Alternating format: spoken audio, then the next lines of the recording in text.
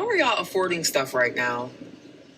I feel like we're not talking enough about this. Everything is so freaking expensive. And I'm not paying federal taxes. And the reason for that is the system is completely broken. No, I'm not the only adult that sits in their car wondering how they're making the most money they've ever made in their entire life. And it still doesn't seem to be enough. I haven't even opened it. This is a $5 box of Cinnamon Toast Crunch, and I haven't opened it, and it's... This person wrote that from April to May, they thought that their Premium Plus saltines had gotten smaller. So this morning, I watched an entire video basically telling me that the $660 I've paid in the last 2 months of my electric bill wasn't the electric I was using. I found out that we are paying for all the new data centers. Yeah, so that was really cool. And like, I actually haven't stopped thinking about it all day. Like, I'm not gonna be... All right, we got so much to talk about on this one. What if I told you that saltine crackers got smaller on you and you didn't even notice it? The cost of living has gotten so bad that half of it we haven't even noticed yet. Have you noticed that a bag of potato chips half air now? I have, but everything around us has gone up. We didn't even notice we're cooked until we're cooked, because we're cooked. Let's watch these videos. It'll be amazing what we see. Comment down below. I want to know your thoughts. I want to know if you are experiencing this or notice this. Let's go. So I had a total crash out this weekend, and I have just absolutely had it. I went to the grocery store today just to get a few things. I'm sitting here right now because I can't fucking sleep. And I was like, you know what? I'm going to have a bowl of cereal because I just bought a huge box of cereal today. Look at this. I haven't even opened it. This is a $5 box of Cinnamon Toast Crunch, and I haven't opened it, and it's... That's it. A pound of ground beef today was $12. And I don't give a fuck. Don't come in my comments and be like, oh, where do you live? Grocery prices are down where I live. It's not that. F you, okay? Because it's bad. The price of food is getting ridiculous. Like, I have cut out every single thing in my life that I can imagine. I don't get my hair done anymore. I do my nails at home. I've canceled every subscription on my TV. I put gas in my car when I can and leave it in the garage just in case I don't drive anywhere unless I absolutely have to. This is not how I want to live. This is not how we should be living. And I don't care what anybody says, but this is not how we should be living. There is so much money in America that there should not be anybody hungry or homeless. In the last 3 days, I have seen more people living in their car. And I'm not talking about homeless. I'm talking about people like me, like you, that have been working our entire lives. I'll be 51 in a couple weeks, and they have to live in their car. It's fucking scary. So true. So true. The cost of going out to eat has gotten so bad that I refuse to go. I haven't been out to eat in I don't know how long. I just cook everything myself. And then by the time you pay your tip and your taxes and all that thing, like in California, they got a surcharge on you that it's not even worth it. You spend $200 to go out on a little date night. I just can't do it anymore. Here's one. The amount they spent on the Ukraine war over there, fighting that thing that we weren't even a part of, they could have housed every homeless person in America. Probably just given them a house. They could have fed every one of them, gave them all clean clothes. Instead, we just funnel it off overseas. And you want to know why they do that? Mostly because they got to export the inflation of the M2 money supply they just printed. When you print a lot of dollars, you have to get it away from the United States, and they do it in all this foreign aid. They've always got money for war, but none for the poor. It's wild. Comment down below. Let me hear your thoughts. This person wrote that from April to May, they thought that their Premium Plus saltines had gotten smaller. And so they compared them. This person went in one week and got large fries, and then went in the next week and got large fries. So for those of you still getting this one when you order large, this is what you have to look forward to. Simply Orange from 52 ounces down to 46 ounces, and it was not that long ago that these were a proper half gallon at 64 ounces. Now we're at 46. This one on the left was purchased May 8th in Bridgewater, Nova Scotia. This one was purchased May 23rd. Same place, same price, but 100 grams less chicken. Pringles 2012, Pringles 2025. Look at the actual chip. Look at that. This pizza now weighs 20 grams less, but look how they changed the packaging to make it seem like this is a very large pizza compared to the size of this pizza. But if you look at the actual packaging, you're missing out 20 grams of pizza. These chips used to be 7.5 ounces, went down to 5 ounces, same price. And they do this gradually over time that you don't notice that it's happening. And then all of a sudden you're like, wait a minute, I swear this used to be bigger. There's no way that it's this size. And all of a sudden, but they think that most people won't catch it, and most people won't. It's the same way with inflation. You save all your money, they print money, and then they devalue your dollar by 20%, 10%, 3%, 5%.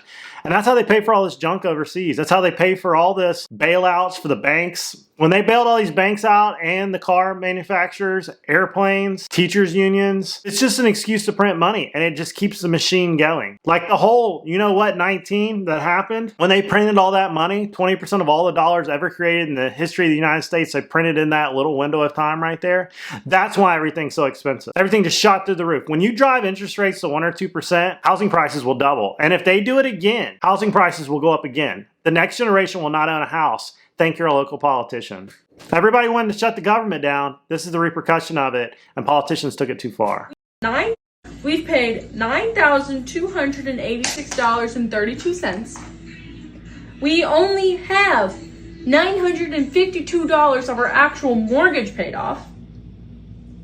$6,000 of that, $6,423.23 has gone to interest, and $1,911 has gone to taxes and insurance. $6,000 to interest? $6,000 to interest. Our interest rate is 6.99%. Yeah, you know who's winning a lot of this? The banks. When you write a mortgage note, the front half of that mortgage is all interest. When you get to the middle part of a mortgage, you start actually paying towards the principal. And the reason why they want you to refinance it all the time is so they can keep you at the front half of that mortgage consistently. Never really gaining enough traction to actually own the house. You got a note on that bad boy. And the fact that houses keep getting bigger and mortgage notes keep getting bigger, I've said for many years that the bigger houses are made for the banks, because the mortgage note is so big, and now we're at 6-7% interest, that the banks are just crushing it. And when I look at my house, this house was built in 1947. It cost $9,000 in 1947. It was an original 3-1 with, I think, 1,044 square feet. That's how big houses used to be. Now you look at 4-3s, 2,800 square feet, 3,000 square feet, some have 5 bedrooms, some 4 bedrooms. Now, if somebody says, I want to buy a house, and you said 3-1, they're offended. That's what people used to live in, 2-1s. Heck, a lot of these around here were 2-1s, 800 square feet when they were built. They cost about $7,000, and people were happy. They had 2 wall outlets on each side, 1 on each side, and they had a refrigerator, a little stove, and they all went on with life, and they owned their own home. And now we look at houses that are $500,000-$600,000, 3,000 square feet, and people are house poor. And you know who wins that? The bank. What's your thoughts? Comment down below. No, I'm not the only adult that sits in their car wondering how they're making the most money they've ever made in their entire life, and it still doesn't seem to be enough. My rent is $2,000 a month, and I live in a townhouse. My car note is $535 a month, and that's on the low end compared to what I see a lot of people pay. My car insurance is $370 between 2 vehicles. And every time I turn around, that shit's going up, and they can't even tell you why, other than that the rates have increased. Why? My HOA just decided to charge me $100 because I left my garbage can sitting out in front of my house for a couple of days because I needed to let it dry after dumping it with bleach because there were maggots in there. You rent from these companies and they penny pinch you on every thing that they can. We are being bullied into poverty by these corporations and billionaires.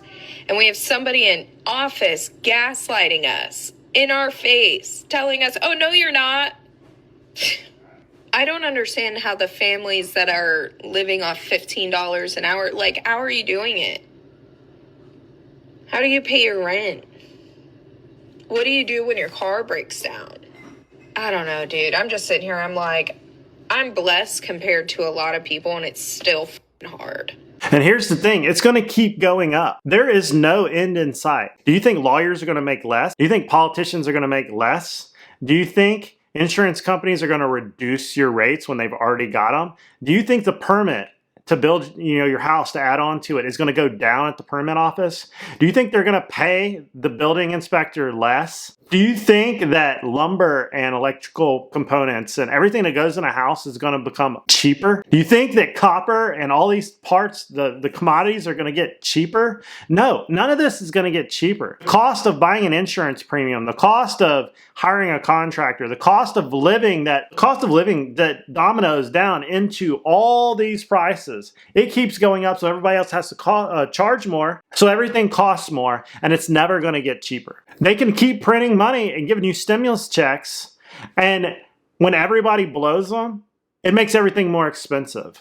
They're not going to oversupply the market with anything but dollars. They're not going to oversupply the market with TVs and food and things we need to bring the price down. They can barely keep up as it is. And now with the tariffs, I don't know how all this stuff's going to work out. You can't shock the system like this, and that's what the 19 was. The whole supply chain of everything got shocked. Everything went up higher, and the only way they could save it was print money. And the only way they can save the housing market and everybody else is creating money supply. So what happens to the money supply? It goes to the big corporations. Share prices go up, housing goes up, cost of living goes up, everything keeps going up. Go look at the S&P 500. You know the reason why they say we'll never see another depression? Because they just keep printing money. And you see the high water line of inflation just keep going up. And I will stand on that hill. And I know the financial advisor is going to be out there and being like, well, that's inflation was 2%. No, it wasn't. Look at the cost of everything and tell me that it hasn't gone up 20, 30%. I mean, I can just look at the cost of buying a house has gone up more than that. Some of these houses around here have doubled. Across the Southeast, they've doubled. You go anywhere else, they're up 40, 50%. And that financial advisor, love you financial advisors, but I know there's going to be one in the comment section saying, well, inflation's at 2%. No, it's not. They pick and choose what they want to put on that list in order to get the number they want. And then after elections, they revise it all. Go look at the job numbers right now. They've revised it twice. I talked about it in my last video. Go look at the job numbers. They revised them to make it look like they added jobs, and they didn't. And then they just changed the definition of either a recession or what jobs they're going to count. If you think a politician's going to straight shoot you on any of this, you're crazy. Don't let anybody tell you that inflation is 2%. That's the biggest joke ever. I truly cannot be the only person in this world that feels like I'm just existing. Y'all, I work. My husband works. And it's like, where's the extra money to go enjoy life itself? At this point, I'm only living to work. Like, there is no enjoyment except for to just work. I am ready for that point in my life where I can go to work, but then on my free time, I have all the money to go do all the things I want to do. But for now, it's just working and existing. How are y'all affording stuff right now? I feel like we're not talking enough about this. Everything is so freaking expensive, and I don't know what the heck. I know I'm not the only one going through this. I mean, from groceries, clothes, everything is so expensive right now, and it's literally by the grace of God that me and my family are surviving. I can't imagine what it's like for somebody who doesn't make the type of money that I make, and I don't even make a lot of money. But like, this is really a struggle. How are we surviving? Comment down below if you are struggling. I don't know how people are surviving. Like, me and Samantha have made more money than we ever have. But when groceries are $1,000 a month and our car insurance has gone up 40%, utilities have gone up 30, 40%, roof to put on it. I had a roof leak the other day on an 8-year-old roof. That bad boy has doubled. And we had to get a new refrigerator, and that was $2,000. You used to pick one up used for like $700 or $800. Like, everything is more expensive to buy a house. The closing costs on a house now is astronomical. I mean, between the title company, that's gone up. The lawyer, that's gone up. The cost of your errors and emissions insurance as an agent has gone up. Your maintenance on your car has gone up. Tires, $1,200 for tires. Holy smoke. All right, I gotta ask y'all something real quick. And I'm in a parking lot, okay? I'm not TikToking and driving. My sunglasses are, I can't even see out of this. Anyway, I got a question. I am in my early 30s, okay? My husband and I, we make good money. We're doing just fine. Comment down below with what you think good money is. I hear that a lot. Real job, good money. I don't understand what the real job is. If you make money, you make money. Good money. What is that? That used to be $50,000, $60,000 a year. You know, cop, nurse, you know, teacher, good money. Paid your bills, had stuff left over, fed your family, had a little bit for retirement. What is good money now? I want to know the definition. Comment down below. I want to hear your thoughts. Last time I looked, a teacher and a cop, blue-collar jobs, have a hard time buying the average cost house here in America now. Isn't that wild? Absolutely wild. I've talked about how we live in a 1994 double wide and don't have a huge mortgage that we can't handle, all of that. My question is, there are so many women, families around my age, especially like in my town. I'm sure it happens other places as well, but it's like the husband will have a decent job, right? I'm sure making fine money. The mom will either like stay at home or, you know, have a decent job, maybe like a teacher or, you know, a nurse, like a good job. But they're both driving brand new vehicles. I'm not talking about the base model like I got, okay? They're in like the souped up versions of the vehicles, and they have like the brand new, you know, custom built homes with the granite and the marble and the, I don't know, whatever the nice flooring is, okay? They've got that. They've got 1 or 2 kids. They're just gallivanting all over the place, everywhere. And I'm trying to figure out, are you just living in debt? Or are you, I don't know, somehow managing paycheck to paycheck? Or are your parents helping you out? Like, if you're one of those people that I'm talking about, I mean, absolute no disrespect. I'm just trying to figure out how you can live that way. And I mean this in the nicest way possible. I'm almost a little jealous.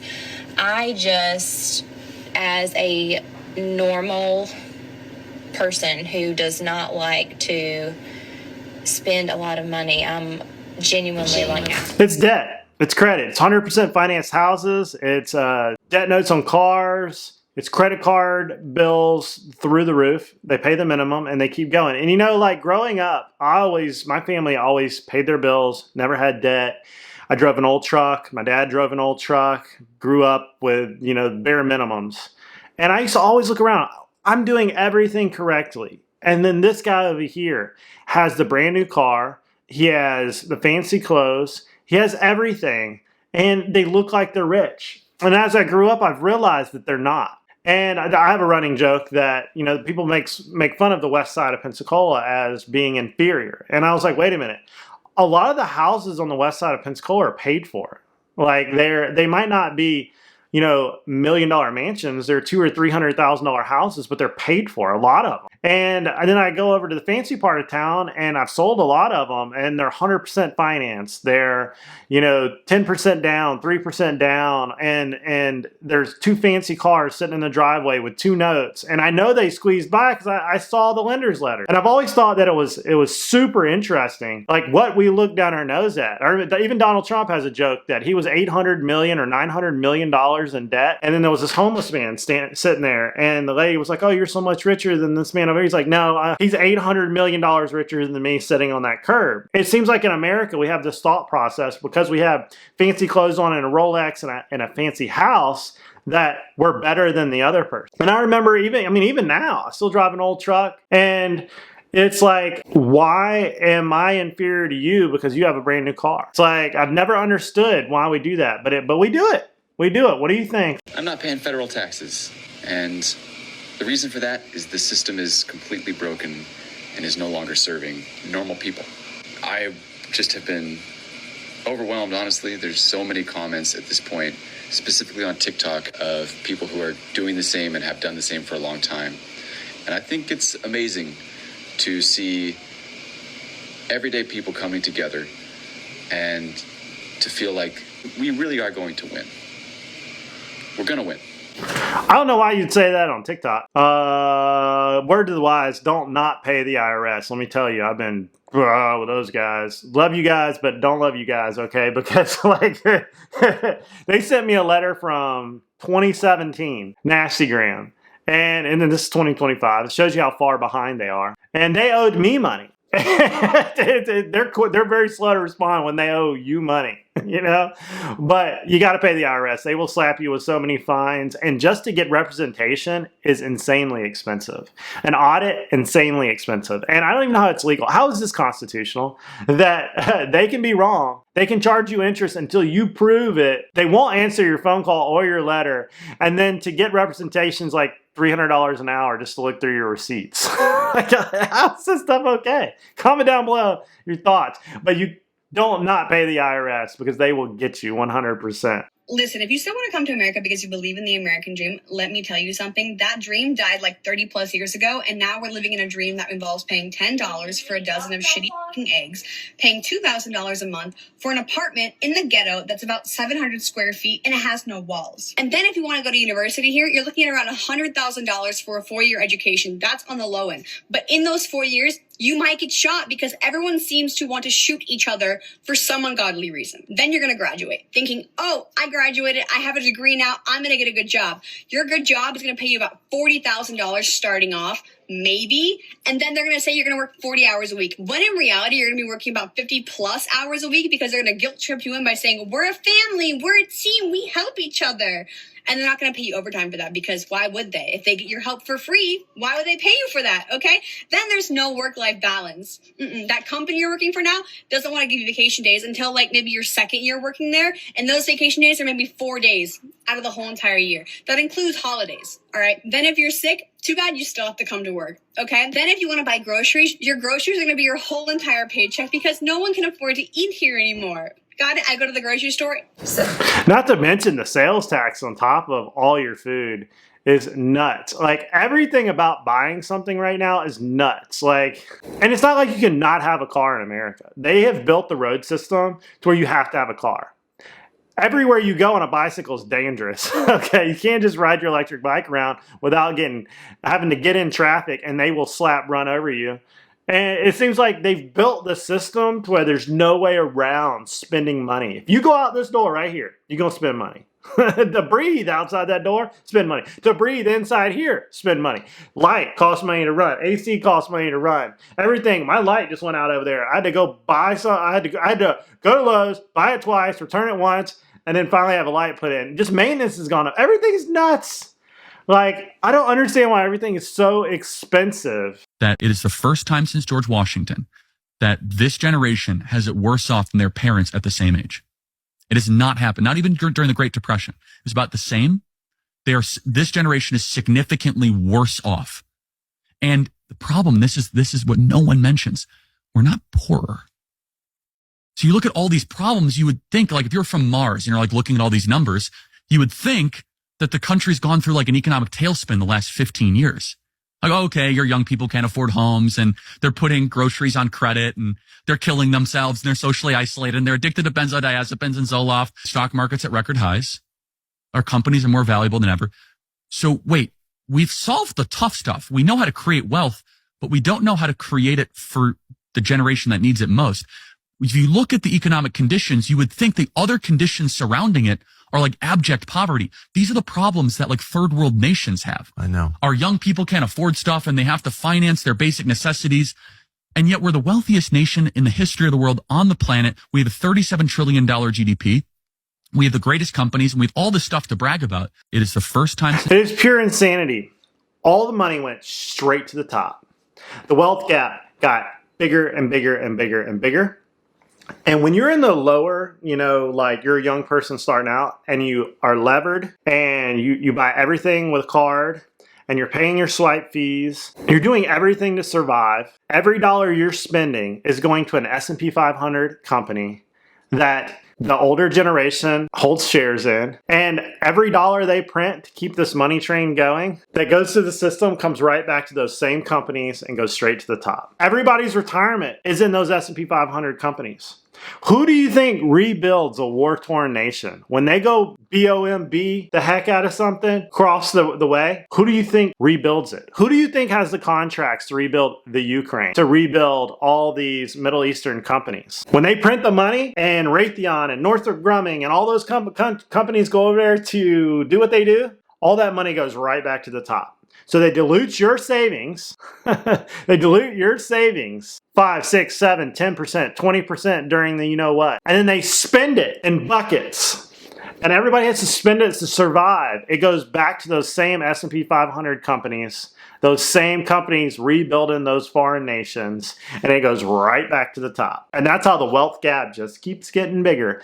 And when they started making that money, all of the older people and the rich people had assets. They owned real estate, they owned stocks, and when that money hit the system, they all went to the moon. The amount of people that got filthy rich since 2021, 2022, 2023, 2024. It was one of the greatest wealth transfers of all times. Fact. And like I was telling you the other day, one of my buddies was sitting in Key West the other day and he was talking to a hedge fund manager that was completely hammered. And he was like, you have not seen the wealth gap yet. You thought the last one was bad. You haven't seen it yet. It's about to get much worse. And you should be really mad, but you have to choose a path by getting financially savvy to not get left behind. You got to learn how real estate works. You got to learn how assets works. But you can do this. Stay motivated. You can do this. You can get out of this bad situation. I've taught it on this channel many a times that it is possible to get yourself out of poverty and get to the other side of the wealth gap. You've got to, because it's going to get worse. You got to start holding assets. You got to have an emergency fund. You got to stay away from debt, because if you don't, it's going to be really hard to get out of the rat race. So don't forget to comment down below. Don't forget to like and subscribe.